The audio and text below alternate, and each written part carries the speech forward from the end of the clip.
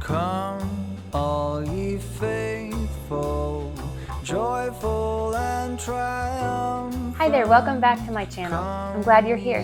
Today I have a special treat for you. Today we are going to be making my Grandma Charlotte's gingerbread recipe. Each year I make sure that I make two things at least, and that is Gingerbread Men, and the other is Romanian Kozanok, which is a special Christmas bread. So I wanted to take you with me today and share this recipe of my grandmother. She was a very special lady, and she was an excellent cook. Nearly everything she touched turned to gold. Whether it was some sort of great holiday feast or sweet baked goods, she was a master in the kitchen. So it's my pleasure today to share her recipe with you of Christmas gingerbread men. Now, the unique thing about this recipe is it has orange peel in it, which gives it that extra holiday flavor. Citrus just has the ability to add that holiday feel to any Christmas recipe. I hope that you enjoyed today's tutorial on how to make Grandma Charlotte's gingerbread men. Come, let us adore him. Come, let us adore him, Christ the Lord.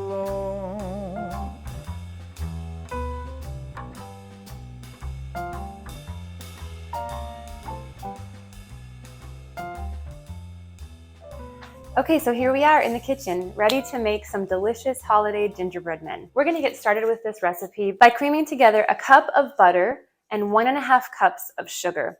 Now, I personally like to use coconut sugar. I just think it's a bit healthier, so that is what I will be using today.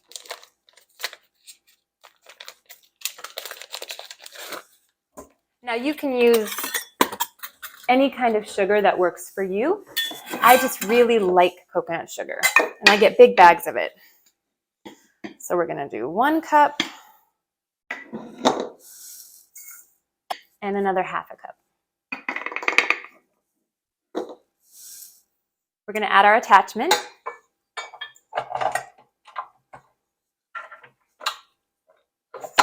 And we're gonna cream this mixture together on low.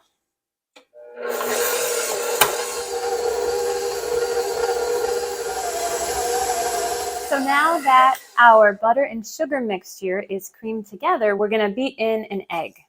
So I'm gonna keep it on low and just add my egg. All right, so I'm gonna add in my cloves, and I'm using 1/2 teaspoon of cloves. Smells so good. And now I'm gonna go ahead and add in my 1 teaspoon of ginger.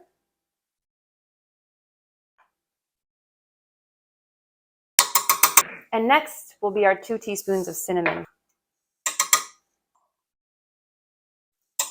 We're gonna add 1/2 teaspoon of salt, 2 teaspoons of baking soda, and I'm gonna add in my grated orange peel next. Now, this is an organic orange, but I am still gonna wash it, and obviously I'll take the sticker off, and then we'll go ahead and grate the peelings into this mixture. So now that I have gone ahead and washed my orange, I'm gonna take my microplane and grate in my orange peel. These little tools are so nifty for the kitchen. I have had this for years and I love it. It's great for grating Parmesan cheese, and it's great for peelings of citrus fruit as well. You know, passing down our recipes from generation to generation, it's like an inheritance. I really feel privileged to have this recipe from my own grandmother, who baked these cookies year after year, and then my own mother baked them as well. And she shared the recipe with me, and now I feel privileged to be able to pass the recipe on to my daughter. Okay, that should be good. I personally like extra citrus in mine, so I put a little bit more than you might need to put, but that's okay. So now that we have grated our orange peel and we've added our spices and salt and soda, I'm gonna go ahead and blend this together for a little bit.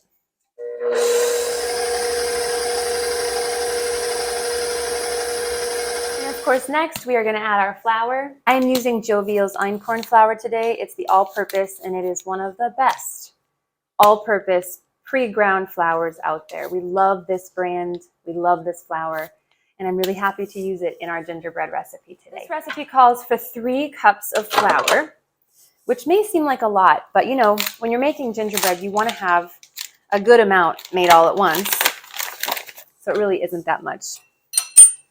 So 3 cups. And you can give or take depending on how the dough looks and feels. Now, of course, we're going to blend this together.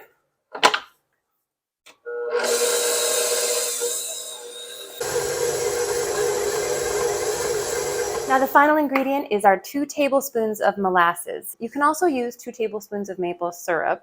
I personally prefer the depth of flavor that molasses brings to these cookies. And pour in our 2 tablespoons. Oh, that was a big one. It's okay to have a little extra. And there's 2. Delightful. And of course, once we have added that, now we're going to mix the molasses in. So now that we have got all of our ingredients mixed together and our dough is formed, we are going to wrap the dough in plastic wrap and have it chill for 2 hours. You can go a little more or a little less, just depending on your liking. But the point is, you want kind of a firm dough so that it's easy to roll out and easy to form. You don't want your gingerbread men becoming kind of sloppy and floppy. You want them to be nice and firm as you are cutting them out into the gingerbread men shape. So I'm going to go ahead now and take the dough out and put it into my plastic wrap. Einkorn flour works just a little bit different than like a regular all-purpose King Arthur flour. That's no problem because it is worth all the good benefits of using. Okay, so I'm going to add a little bit more flour to this even still yet, so it's not too wet. All right, that looks right there. So we are going to go ahead and put this now into some plastic wrap, and I'm going to stick it into the freezer. I probably won't do 2 hours because, to be honest, I don't have an extra 2 hours today, but I will stick it in there for a little while, and hopefully we'll get it exactly where it needs to be. So now I take this opportunity while my cookie dough is chilling in the freezer to make the icing that's going to go on top of the cookies. To this bowl, I have added 2 cups of powdered sugar, and I'm going to add a half a teaspoon of vanilla and about 2 to 4 tablespoons of whole milk. Here's our vanilla. We'll just finish that off. That's about the last of that. And now we're going to add our milk.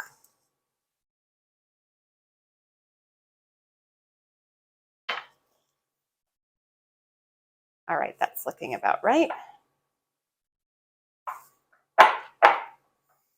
We're going to fill our piping bags with this frosting in order to make cute buttons on the gingerbread men and other designs. It has been about 45 minutes of having this dough in the freezer, and it's about right. So I'm going to open it up now, and we're going to start forming our gingerbread men. Okay, that's a good firmness right there. And if you find at any time when you're rolling these out, it starts to get too soft again, just stick it back in the freezer and you can get it nice and firm. Okay, so we'll put some flour out on the counter. Got my rolling pin. I'll get my little gingerbread mold, and here we go. I like to make my gingerbread pretty thin, almost like a ginger snap, though I don't overcook them because I do like when they're a little bit mushy on the inside. Okay, so now that we have got the gingerbread dough rolled out, I'm going to start cutting out my gingerbread men.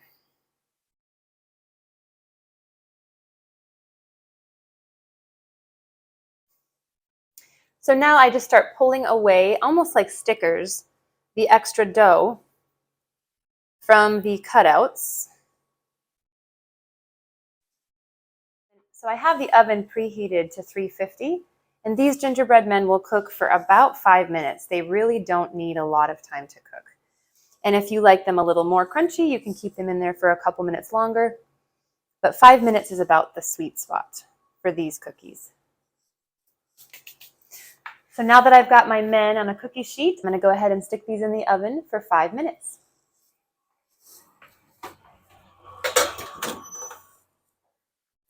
All right, so my first pan of gingerbread cookies is fresh from the oven, and as you can see, they've expanded.